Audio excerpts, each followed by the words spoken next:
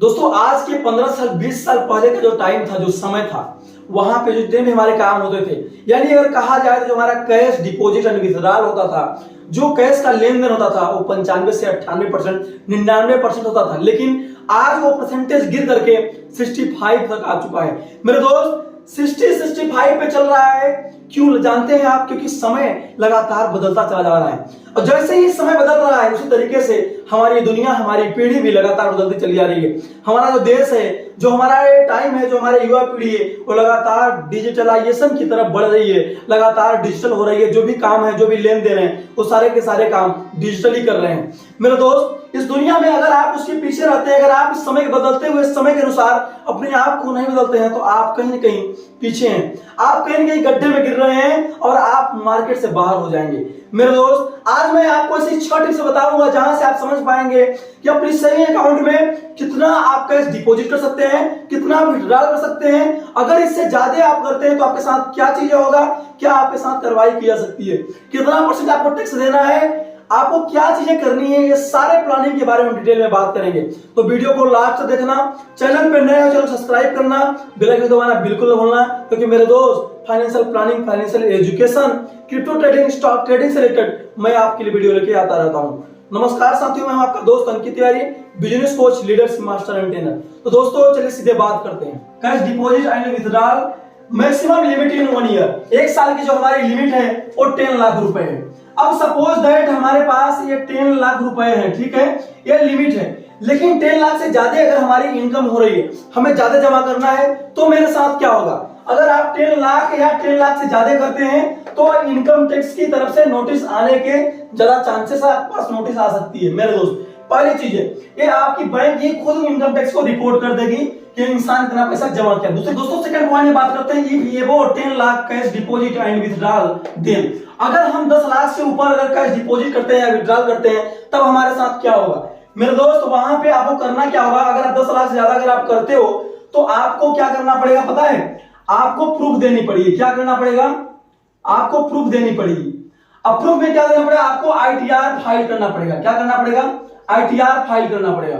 मेरे दोस्त ITR file करना पड़ेगा। अगर आप टाइम से आईटीआर फाइल नहीं करते हो, ठीक है, पहली बात आपको आईटीआर फाइल करना पड़ेगा और साथ ही साथ आपको टीडीएस भरना पड़ेगा, ठीक है। आईटीआर के बारे में अगर आपको टीडीएस के बारे में नहीं पता है, चैनल सब्सक्राइब करना, बेल आइकन दबाना बिल्कुल भूलना, क्योंकि आगे हम लगातार आईटीआर के बारे में, टीडीएस के बारे में और इनकम टैक्स से रिलेटेड लगातार वीडियो लेके आने वाले हैं।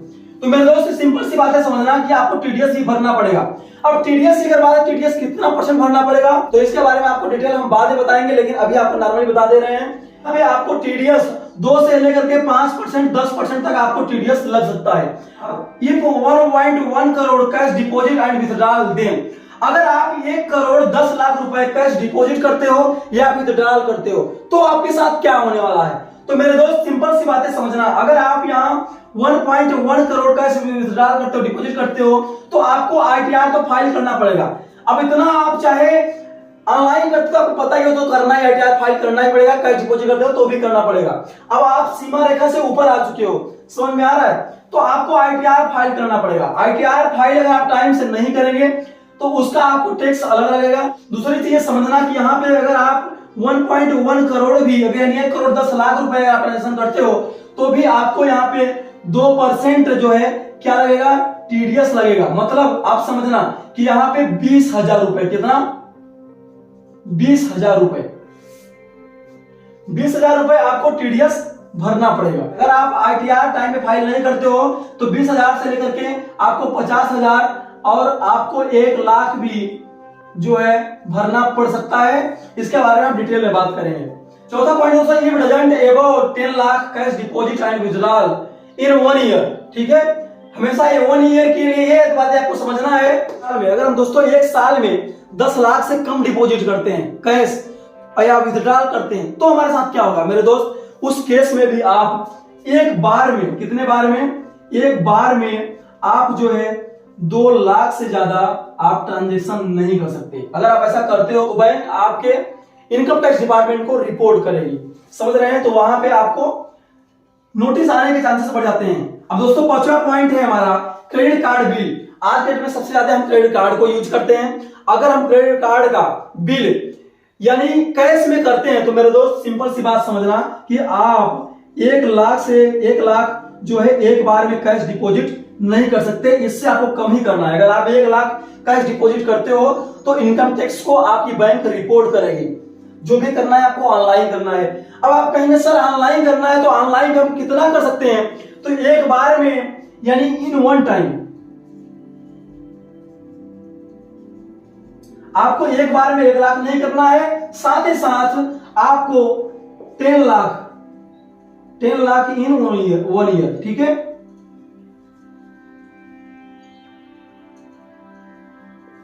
यानी आपको 10 लाख रुपए एक साल में करना है। अब मेरे दोस्त 10 लाख रुपए जो मैं आपको बता रहा हूं, ये 10 लाख रुपए आपका चाहे आप ऑनलाइन करते हैं चाहे कैश करते हैं, इनकम टैक्स से नोटिस आनी ही आनी है। 10 लाख या उससे ऊपर होता है।